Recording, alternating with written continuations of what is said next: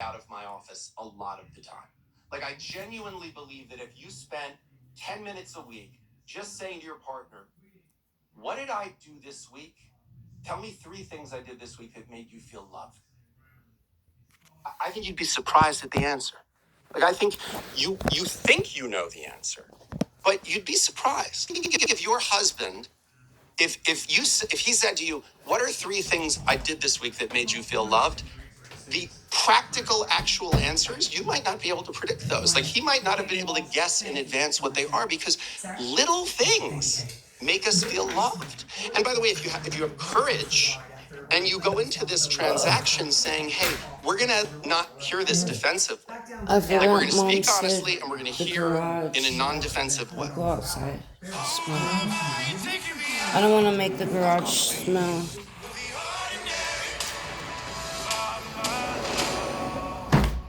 One in the whole world for you.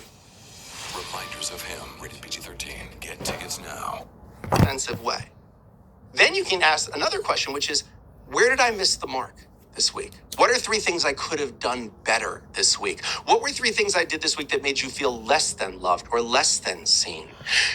When I've asked that question, it's the weirdest things. It's like, oh, the dogs came in from outside and you were like, kind of toweling them off, and the way they were looking at you. And like, that made you want to have sex with me? Like, where are the dogs? I'm trying to get 8-pack abs. And meanwhile, this is what makes you like feel, but it really, like, the things I that understand, because I honestly, when you said what makes you feel, I was thinking to myself, well, Chris asked me that. While I was here working, he was with his friends skiing, and he took our 2 dogs. And so he spent the day, hiking up the mountain and skiing down. The dogs were chasing him. He sent me photos. Right. And I felt so loved that he remembered me in the middle of that and sent me that in the middle of the day. And see, you identify what that really was, which it wasn't just the thing, it's what's underneath it. Yes. Like, that he thought, oh, this is so good, I want to share this with her. Yes. Like, and that's what I mean about you're my favorite person. Like, all that is just staying a little bit connected and conscious. Like, what did that cost? Nothing. Cost nothing. And we get so fixated on these grand gestures.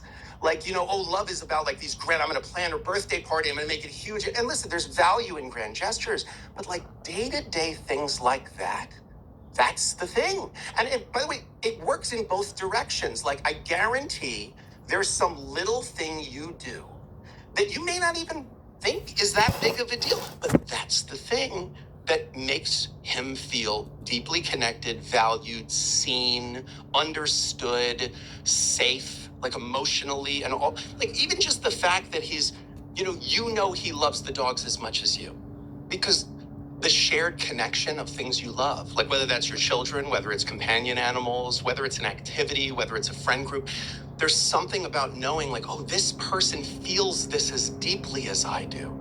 This person feels this depth of love and connection animals for me is a big thing. I'm a dog person.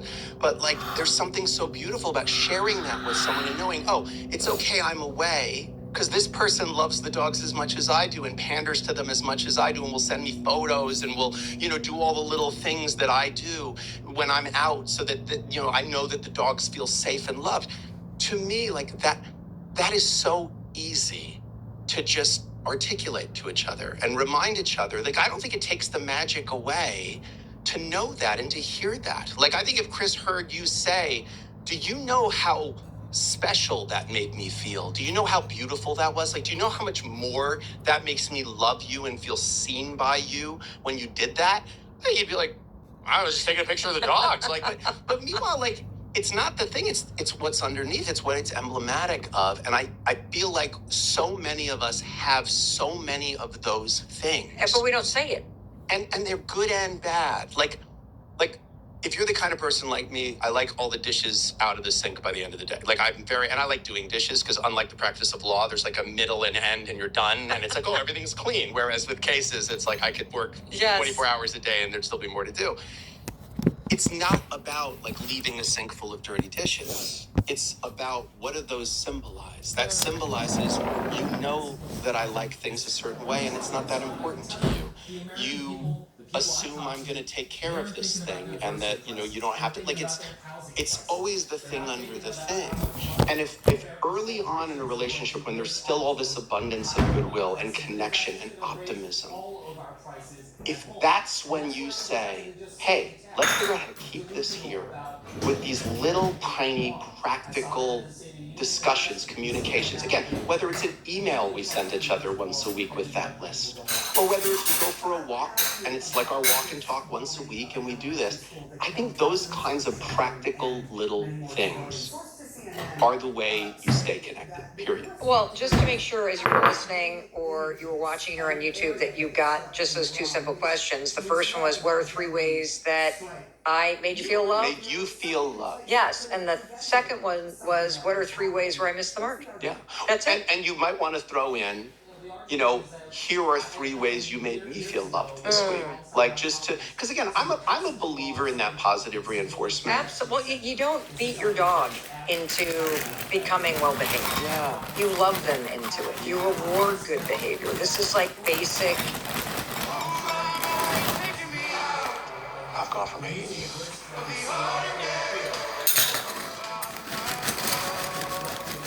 To one of the whole world hating. Reminders that Basic. This is the basic stuff, but we don't do it. We start with, this is what you did wrong. You know what I mean? Like, you're like, Right, and the entry point in the conversation is so important because there's so many couples, for example, that, there's something I hear all the time, particularly from men, is like, oh, we don't have as much sex as we used to. We used to have so much sex. Okay, so if you walk into your wife and say, we're just not having sex as much as we used to, the response, well, you're not here. And when you're here, you're in a terrible mood. Well, I'm in a terrible mood because work is, now where are we going? We're going nowhere good. Like, no one's walking out of that conversation going, let's have more sex. Everyone's walking out of that conversation going, yeah, this is exactly why we're not having more sex. Whereas if you entered that conversation with, God, I was driving down the street the other day and I remember when we were first dating and we went away to that like cheap B&B, that we didn't like have the money to afford. And we were supposed to go to, and we ended up staying in bed the whole day. Like, remember, God, I was just thinking about that day. Like, that was so, like when we were so connected physically, I just love that about, okay, now you're like, let's book the hotel. Let's book, right. Like, because what am I doing? I'm talking about something we did. And so this was us, and it's a version of us. Let's visit it for a second. Wasn't it great? Well, here's what I love about that. You can use nostalgia and going back to a better time as a reference point to remind both of you of what you miss and something that's underneath all these little things that have led to all this discontent and disconnection and what therapist Terry Real calls normal marital rage and hostility. I think what's he call it? Normal marital hostility. Yeah, it's called normal marital resentment. Yeah. That is just about the disconnection, because I think the resentment comes from knowing deep down you started in a different place. And I think for a lot of people, you just don't know how to get back. Yeah. And you think since it feels so off, what's right in front of your nose is what you're pointing out. Yeah. Well, we've been told it's supposed to be easy, too. I think that we're constantly barraged in media with examples of just effortless love. And I think that there is an aspect of love that's utterly effortless. Like, love is an emotion. Love's a verb. What does that mean? Love's a verb. I mean, love is an emotion. It's a feeling. But it's a verb. Like, to love someone is to act with love for them. Like it's a verb. It's a thing you do. So it's not just something you feel. It's something you act upon, and to act with love towards someone. And so the acting with love towards someone, loving someone, actively, the act of loving them, requires some understanding of them and their blind spots. Like, what would be wrong with sitting down with your partner at the start of a relationship and saying, look, we're going to get in a fight at some point. It's probably going to be my fault. I'm going to say something stupid. I say dumb things all the time. So we're definitely going to have an argument at some point. When we do, what kind of person are you? Do you need a minute? Should I let it kind of air out? Because if I try to force the conversation, we're going to have a big argument. Or are you the we cannot go to bed angry. We got to work this out. We have to talk about this tonight. Because the time to learn that is not when you're in a fight. Like the time to learn that is when there's this abundance of connection and optimism between the two of you. And then when that moment comes, to have the presence of mind, when you have a conflict, to go, okay, we knew this was going to happen, and this is how we talked about we're going to try to navigate this together. Again, like everything I'm proposing anybody do in their relationship is free, and it usually doesn't take more than a few minutes. And by the way, what you said about nostalgia, I think nostalgia is a powerful tool. But it's not just nostalgia, it's also framing. Because there are ways to effectively manipulate the emotional state of your spouse Please tell for their us. benefit, right? Please tell us. Well, How because do I mean, think of, as a lawyer, my job is to manipulate people's emotional state. That's my job. Like, I want the judge to like my client. I want my client to feel safe. I want the other side to feel scared. I want the court reporter to like me. I want the court officer to like me because they're going to go back in chambers with the judge, and I want them to go, Sexton's a really good lawyer. I don't want them to go, that Sexton's so arrogant. So I got to be real. I want everyone, not everybody can help me, but damn near everybody can hurt me. So I'm going to do my best in that courtroom to manipulate everyone's emotional state and have no one think I'm doing it. Well, here's the other thing, though. When you're doing it, Yeah.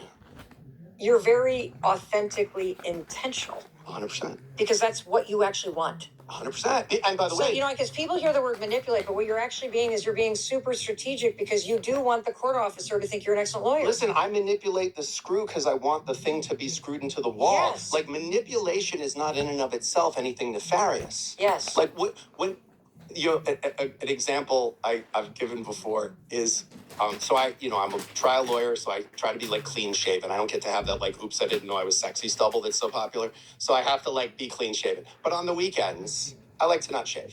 Like, it's a couple days off from it. I don't have to be in court. So it's great. I don't wear a tie and I don't shave on the weekend. I made a mistake that night.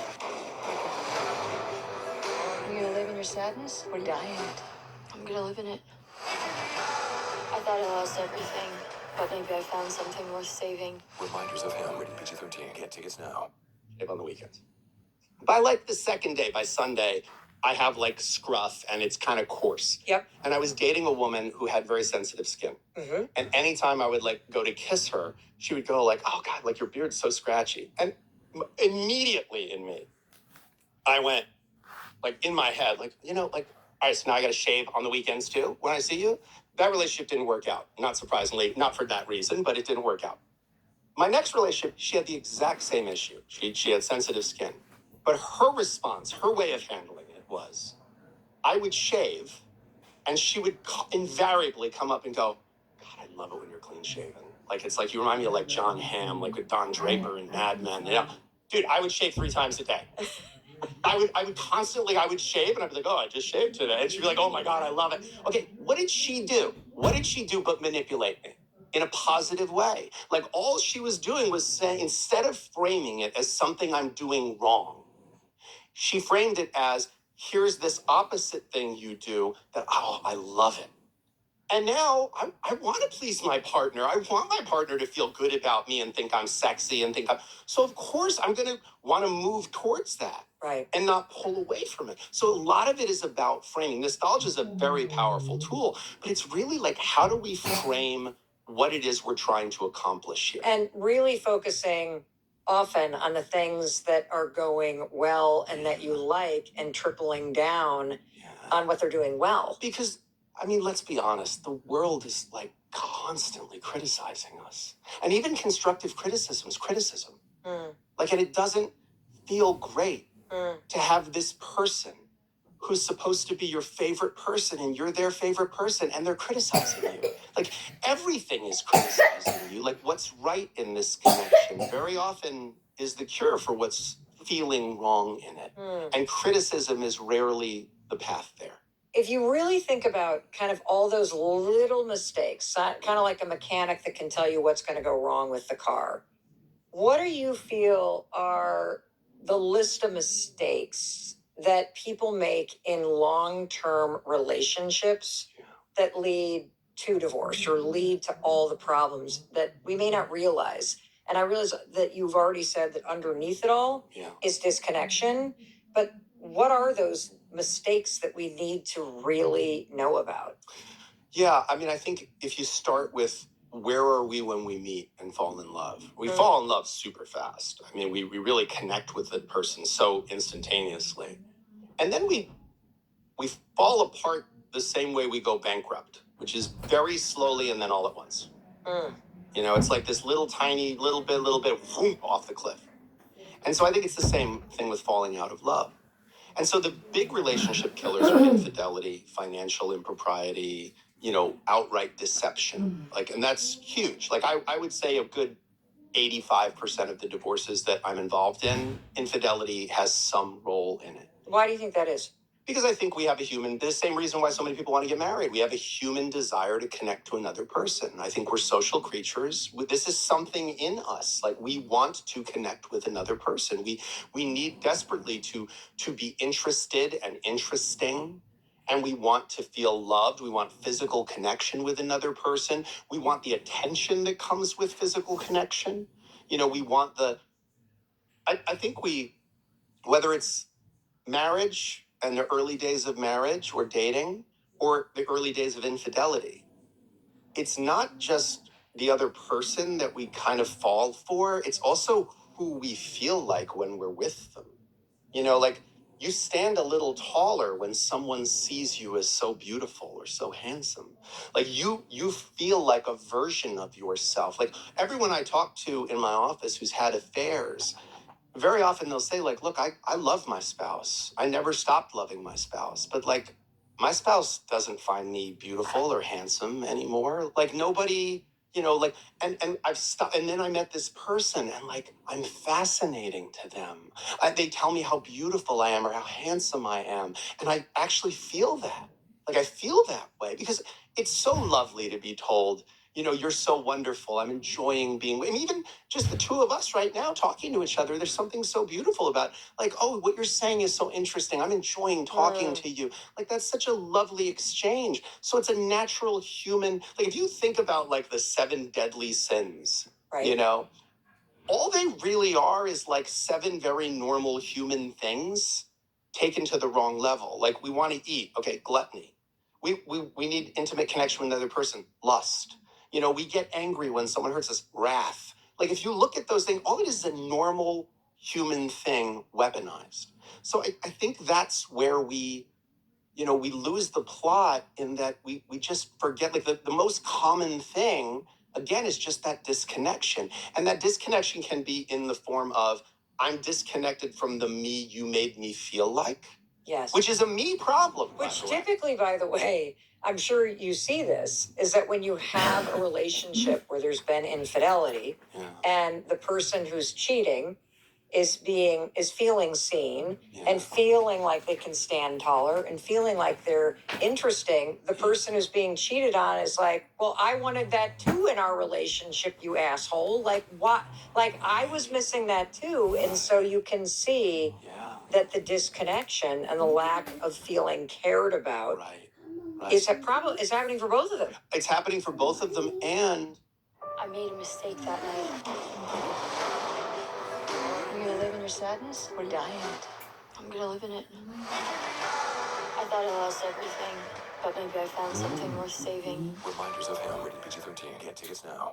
And there were all of these moments where you had, like, a last clear chance to steer out of that. But there's, like, an opportunity for people, if they'd communicated early on, like, hey, I'm not feeling like, I feel like my eye is wandering. I don't want my eye to wander. Like, I want to be good at this job, right? Like, when you marry someone, you're signing on for a job. Like, it's wonderful, it's bliss, all these things, but it's also a job. It's got a job description, you know? Like, and by the way, it's an insane job description. Like, you're going to be my best friend, best co-parent, best roommate, best travel partner. Like, wow, really? Like, that's a big list. You found one person that can do all of that? We've convinced people that, no, this is your person, and they should be the best at everything. And if they're not, by the way, maybe your soulmate's out there and you missed the boat, and you got to go find that person, because life is supposed to be like a Hallmark movie, you know? I feel like anybody that's in a relationship right now is leaning in because it's easy to feel like roommates. It's easy to fall into a lull. There's other people all around you. You actually have a chapter in your book, How to Stay in Love, chapter 19. If we were designing an infidelity generating machine, it would be Facebook, Instagram, YouTube, social media. This is page 114. If you're vaguely unhappy with Come on, your baby. relationship or marriage, and especially if Come on, you're Mama's more babies. than vaguely unhappy with Come it, on. stay away from social media. Hi. The vast majority of what you'll find there is Mommy. unhappiness masked as happiness. It will fuck with your head, your heart, and your relationship. Hi.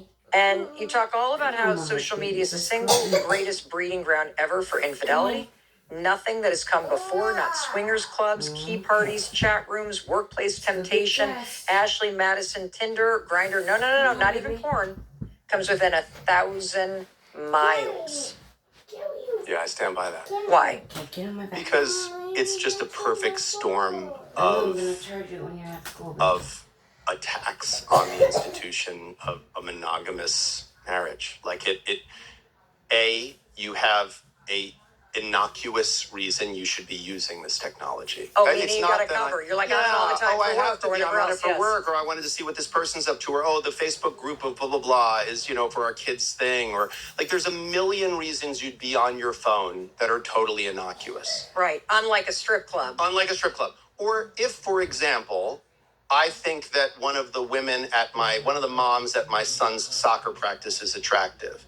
If the only entry point I have for talking to her would be walking up to her at practice, it's not as threatening because you can't really do that without it being. But now, we follow each other on social media because we both are part of that group that is a group chat and now I also see her vacation pictures. And now I might innocuously say to her, oh, I saw you guys went to Tulum. Where did you stay? We're thinking about going. And now I'm talking to you. And I'm talking to you, by the way, privately. Like I'm in your DMs. We're talking. So it's not only it's not like approaching you at the soccer game. It's like approaching you alone in a restaurant. And we're just the two of us talking and no one can see what we're saying. You're just creating this perfect storm for people. And by the way, the performative self, like all of anyone posts is the best pictures of themselves. And when are you on your phone looking at social media? Is it when you're having like the greatest day or the greatest moment? No, you're on the subway, you're on the toilet, you're bored, right? You're just bored. You're living your gag reel and you're looking at everyone's greatest hits. And you're supposed to walk out of that transaction feeling deeper connected into your real life relationship. No, it's a total distraction, but it's a distraction that is going to create all kinds of enticements and connections that really are not going to be good for your marriage. And you have total plausible deniability if your spouse has any question about why are you on your phone. There's a million reasons we'd all be on our phone.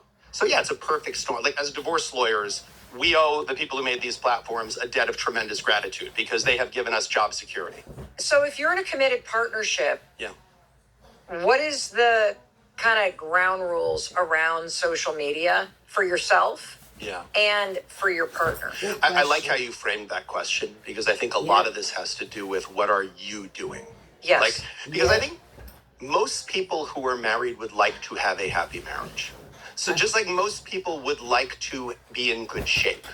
The question is not what do you want? It's what are you willing to trade for it? Like what are you willing to give up in exchange for that thing? So I think the first question we have to ask ourselves is, am I using this technology in a way that if my spouse was standing here, I would use it differently? Like, would I be following these people if my spouse was watching who I follow? I'm not suggesting we have to monitor each other's social media. That's, I think, a very personal decision couples have to make. But I think the best entry point is yourself, right? Because I have much more control over myself than anything else. So I think starting with, would I be having this communication with this person in this specific way if my spouse was part of the conversation? And sometimes it's very obvious that the answer is no. Like, I genuinely think the cure for the entry points of infidelity is monitoring your own behavior. Like, if my spouse was standing next to me, would I be talking to this person this way? Would I be looking at them this way? Would my body language be what it is if my spouse was standing here? And if the answer is no, okay, then just notice that. Notice that. I'm not saying you have to do it differently, but notice that. Because you realize, hey, this is a problem. Like, I know I keep bringing things back to like food and fitness, but like I can control my food environment better than my brain. Like if there's potato chips around, I'm eating them. So I know, okay, I can't have that in the house. Or if I have it in the house, it's with the understanding that, oh yeah, I'm going to annihilate those potato chips at some point in one sitting, and that's okay. Like, listen, life is to be enjoyed. But discipline is trading what you want now for what you want most. And so what do I want most? I want a long-term satisfying relationship. I want to be happy in this relationship. I want my partner to be happy in this relationship. I want both of us to feel fulfilled. I want both of us to feel loved. Like, that's what I want. The Mel Robbins podcast is proudly sponsored by Amica Insurance, our exclusive insurance partner. You know what they say? If you want to go fast, go alone. If you want to go far, go together.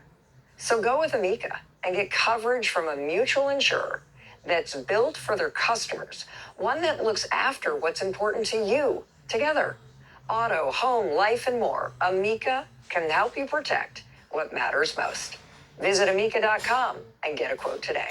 Let's say that you're at that point in your relationship where, as the person who's here with us right now is listening and having a panic attack, because you realize you're in that phase of the relationship that every long-term relationship goes through. Yeah. You've had the fairy tale. Yeah. Now you're in maintenance. Yeah. Now you're noticing the resentment is hitting. Yeah. You're disconnected. Yeah. You're not having sex. Yeah. You're annoyed Yeah. at your favorite person all the Yeah. time. You're Yeah. wondering if there's somebody Yeah. better. Yeah. You wish it wasn't this way, but it's starting to feel like, will we ever get back? What are some of the things that you should do immediately? Yeah. I mean, I think in 25 years of practicing matrimonial law, what I'd say to you is you're where most people are who are married. Like, that's where you are. You're where most people are. And you probably got there by this succession of small choices that created this, what I would call like a downward spiral. This spiral where, well, why should I do that? You don't do that. Well, why should I do that? She doesn't do that. Well, why should... And the good news is, wherever you are, whether that started just recently or whether you are down in the valley, right? Like, it has just been, I don't remember what it was like and what it felt like when we were in that great place. You can reverse that spiral. It How? works the same. It works the same in the opposite direction. How is the same way that it went wrong? Small actions. Like, start small. Start with leave a note. Leave a note. You're leaving in the morning for work, leave a note. It was really fun hanging out with you last night. I married the prettiest girl in the world. Or, hey, thanks for taking care of that, thing for me yesterday and calling the cable company. It really means a lot when my big, strong man does things like that. Whatever. Like, some little courtesy or kindness. Costs nothing, takes 5 seconds to do. You know what you also did? Because you're really good at manipulating. Yeah. And being strategic. Yeah. You reminded me in that note of how I felt when we first met. Yeah. Prettiest girl in the world, Yeah. strongest guy, best person on the planet. And why not? Like, that's so easy throughout the day. Like, I tell a lot of my male friends, if you text your wife in the middle of the day a song that was like a song important to you, and you send a link to that song, and you go, I heard this song in the coffee shop today and I thought of you. Like, that's an incredible feeling. Like, it's an intoxicating, Mel Robbins is the wonderful shit. feeling. If you guys haven't it doesn't checked her take out, much check to her out just when you bring someone can. back She's to that got place. And by the way, several the different person's topics, initial reaction and might this be, just happens to be one of them. What inspired that? Like, because if you're down far enough in the valley, Right. you kind of go like, but it's not hard to just say, you know what? I feel like I have to do a better job of, like, telling you these things. I think of it a lot, but I sometimes don't say it out loud. Like, who would not want to hear that? Like, how much would it take and how much would it cost? Nothing. It would cost nothing. To write your spouse an email, here's 10 things I love about you. 10 things. And by the way, it's not just for them. Like, they'll love reading that. But also, like, it's for you. Like, remind yourself, why did you choose this person? Like, there's still so much beauty in this person. There's still so much beauty in you. Like, why wouldn't you take a moment and just enjoy the warmth of that? Like, it's right there. It's like, no one's going to advertise this to you because it's free. You don't need to buy a Are you book done, to babe? learn it. You don't need to take a course. No, There's no, nothing no. I can Time to sell get up and you get here. dressed. Like, this is Did you just, finish you your have cereal? it. It's right You're there. done? It's right in front of you. You have to actively steer away from it at some point. Right there, And again, right it's there. never too late Well, to I'm change that thinking cycle. about I'm thinking about the Dress? person who Oh, hears no, that. you Yeah. little effer.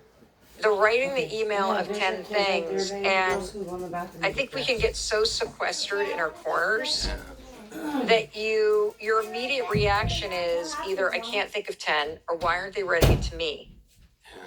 Or what Well, if they don't respond? Yeah, Or so you know those what are I'm saying? three 'Cause separate great questions. So, and I think I would answer them separately. So the first one is, what if I can't think of 10 things I love about this person? Then maybe you should consider getting divorced.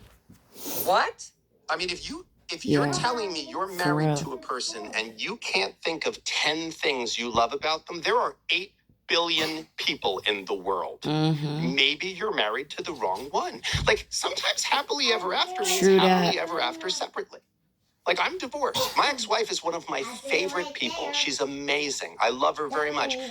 There are a lot of people I love that I wouldn't want to be married to. Actually, all of them. All of them. Right?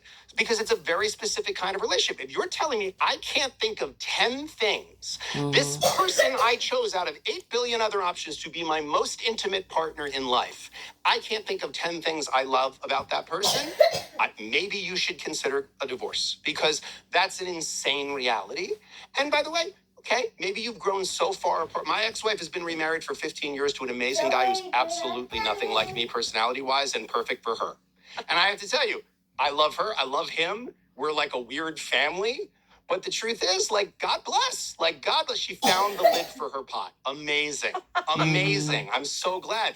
I have to tell you something. I can tell you 10 things I love about my ex-wife. She can tell you 10 things she loves about me. Like, I can tell you 10 things I love about almost anyone in my life. So if you're in a place where you're looking at your spouse and going, I can't even think of 10 things, then I think go to therapy and really try to answer that question. And then try to answer the question, why would I be married to a person I can't think of 10 things I love about them? So that's question number 1, yes. Question Come number here, 2 are you is, done? what if they don't What do about your it hair? back for me? Yeah. What if it has, okay, that's where it's scary. Wait till Titi's But done what's and I'm gonna scarier do your than hair that is right when now. we just won't even try. Like tonight, I understand so well as a human being how vulnerable it feels to express need.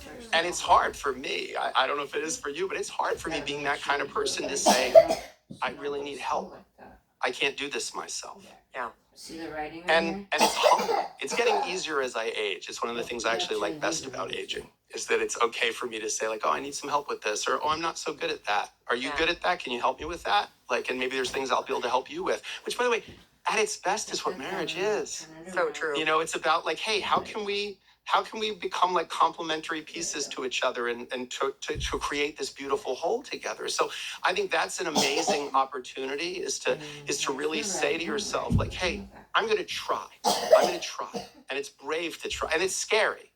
But like, if you're not scared, it's not brave. Like, it's only brave if you're scared and you do it anyway. So I think that most of us, if love is on the line, if our marriage is on the line, like, we can be brave. Like, you believed in Santa Claus for 7 years. You can believe in yourself for 15 minutes, you know, like, just really, like, you know, 5, 4, 3, 2, 1, like, go, you know, like, just do the thing, you know?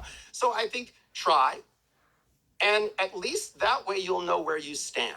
Because if you've now made a concerted effort where you've tried a few times to really reach out to this person in a consistent way and create some connection between, and it's been rebuffed every time, then I think you're going to have a much clearer understanding of where you're really at in that relationship. And that might guide you in a direction like my office. I believe some marriages need to end. I genuinely do. I've seen some people very successfully divorce, many of which then go on to find love that is more deep and connected for them and real joy.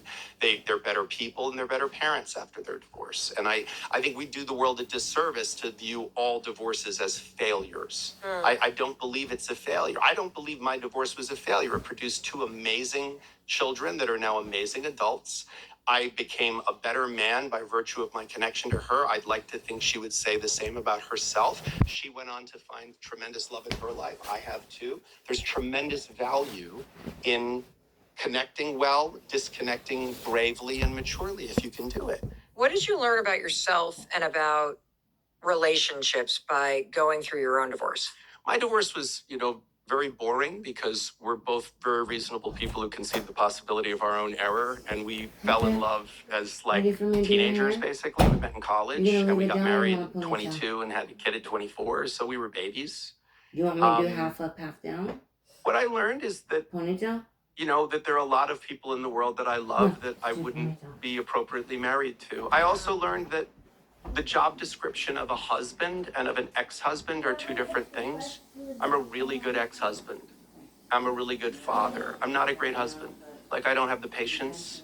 I don't have some of the skills that I think are really good in a husband. Like, I think a husband is very comfortable sort of like accommodating their will to that of the other, and they're patient in some important ways. And like, as an ex-husband and a co-parent, I was great at it. Like, I was consistent, reliable, dependable, good communicator. I'm a good dad. Like, I put my kids first. I always still even as adults, I love them and I make time for them, and they're always, my priority. And I always, as an ex-husband, like, had a tremendous love and respect for my co-parent. I always, every Mother's Day, would make sure my kids, had gifts for her. Every birthday, every Christmas, I'd make sure they had things for their mom. Then when she got remarried, I sat down with her new husband at the time and said, like, okay, like, I'm gonna, like, do you want to get her birthday gift for the boys now? Like, because I don't want them empty-handed. Like, they're gonna feel self-conscious, but I also don't want to overstep. Like, I'm gonna still do Mother's Day because that's what she is to me for my sons.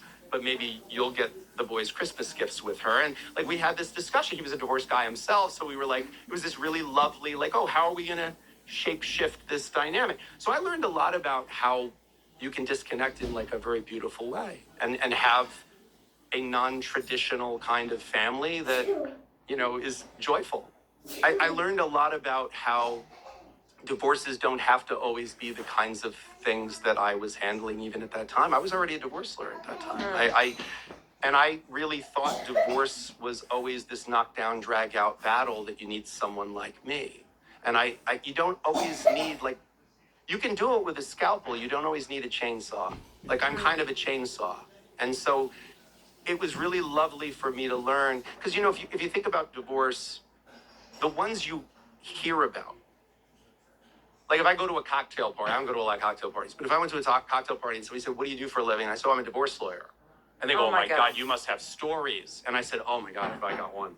There was this couple and they got married when they were quite young. And then, the Venn diagram of their interests kind of didn't intersect as much, and they grew in different directions. And then they amicably divided, their property, and they continued to co-parent their children that they both loved a whole lot. You'd be like, that is the most boring story ever. Like, I've talked more about my divorce in this conversation than I probably have in the last 5 years, because it's not that interesting. It's two I actually people. think it's super interesting because it shows that there is a different possibility Right. in terms of how you can conduct yourself, Right. both during it, during the marriage, Yeah. at the end of the marriage, during the divorce. And it's all about normalizing. Like, so much of what I think has gone right in our culture in the last 10 years is normalizing certain things, like normalizing therapy, normalizing mental health issues. We need to normalize prenups. We need to normalize what a civil divorce can look like, what a cooperative co-parenting relationship can look like. It does not have to be, because the kind of people that talk about their divorce constantly are people who were terribly wounded by it.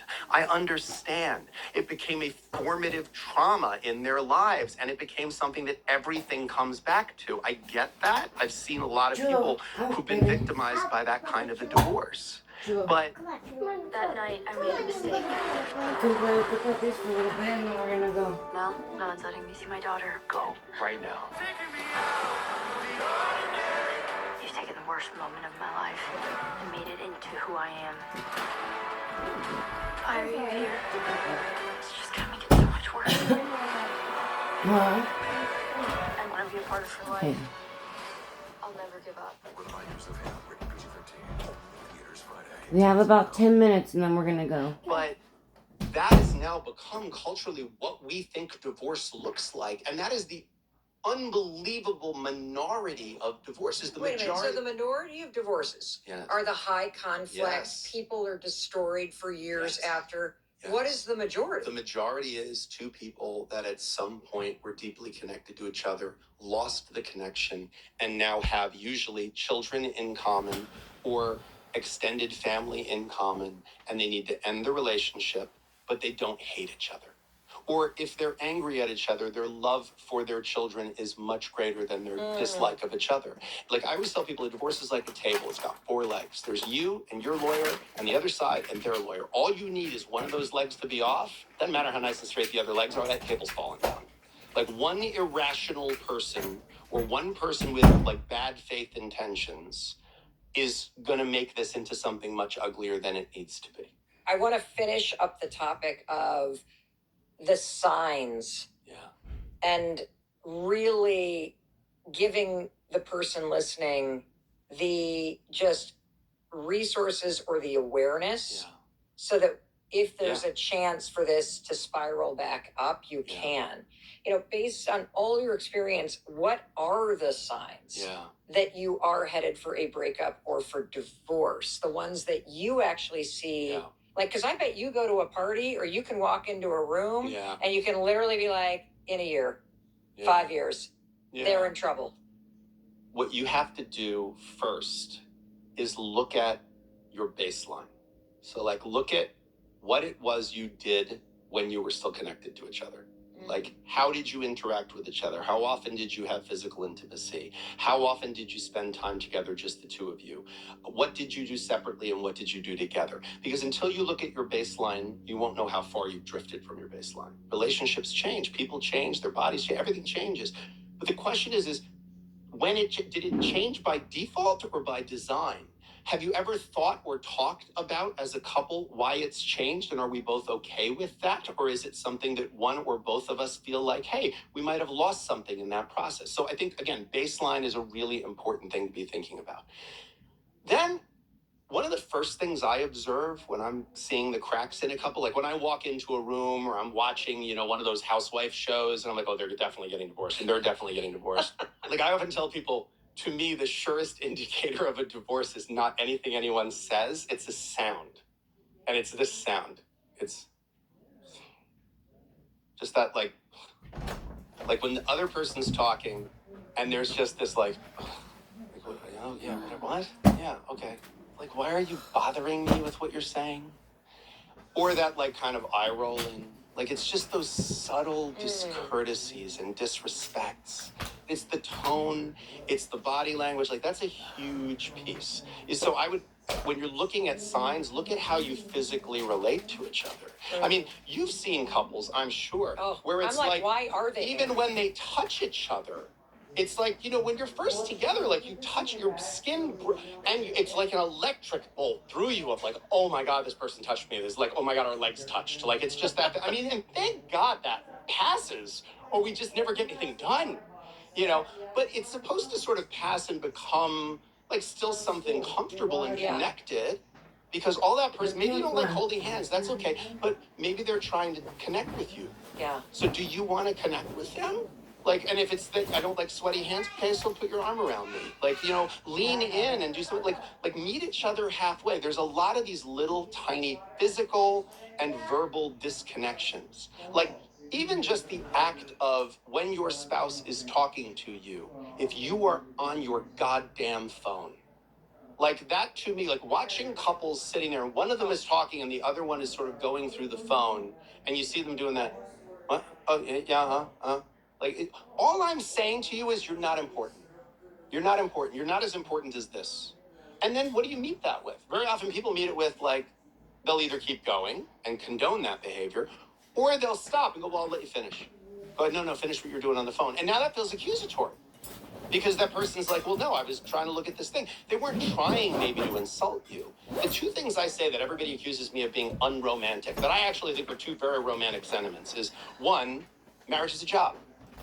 It has a set of roles and responsibilities. You signed up for it. You didn't have to take it. There were other positions available, and you chose this one, and you can quit if you want to, and you can go get a different one if you want to. So it's a lot like a job. And it's a job that theoretically you want to be good at because you want happiness, right, in this exchange. Is there something that you recommend Yeah. in the middle of an argument to just defuse it or Yeah. diffuse yourself? I think the worst time to learn how to fight is when you're in a fight. I think in advance there should be some, it's almost like what's a safe word? Like there should be a word that we've agreed in advance is we're ejecting from the, like something that just has nothing, and you should make a commitment. We'll never bring it up again. Right. What we're saying is, listen, this will be deferred for 24 hours, or this will be deferred for a maximum of X number of hours or days or whatever it might be. Because you both, the corners you back yourself into, you got to figure out ways to get out of. I mean, think about the commitments you've made to this person. I'm going to love you, you, and only you for eternity. And you can't make the commitment of, hey, listen, if we're in an argument and one of us feels like this isn't productive or we're feeling really hurt, we're going to say this phrase, and that phrase will mean we have to call a timeout. And two, you can't really love someone. And more importantly, like you can't really feel someone's love until you show them a really honest and vulnerable version of yourself. Like, I'm a great performer in a courtroom, and I can present however I need to present. But if in my relationship, I am playing the character, like the best version of myself, and I don't let this person see any of my soft spots or any of my vulnerabilities or any of the shit I need to work on, any of the things I get wrong, the things I'm afraid of, I'll never feel their love. Like I'm depriving myself because I'll always have in my head, oh no, if they knew me, they wouldn't love me. They love me because they bought the character I'm selling. So I'm depriving myself by not showing this person these weak, difficult, challenging parts of myself. But here's the thing. If someone is brave enough to show you those things in a fight, if you weaponize those things, that is a despicable and almost irreparable thing to do to someone. Because what is divorce at its worst but intimacy weaponized? Because intimacy is not sex. Intimacy is the ability to be completely yourself with another person. Like your honest, authentic self with another person. And so to take the vulnerability and the soft spots that a person has shown you in good faith so they could feel connected to you and you guys could trust each other and each feel like you can show each other the soft spots, to in a fight, in a moment of anger, to weaponize that is a really, really awful kind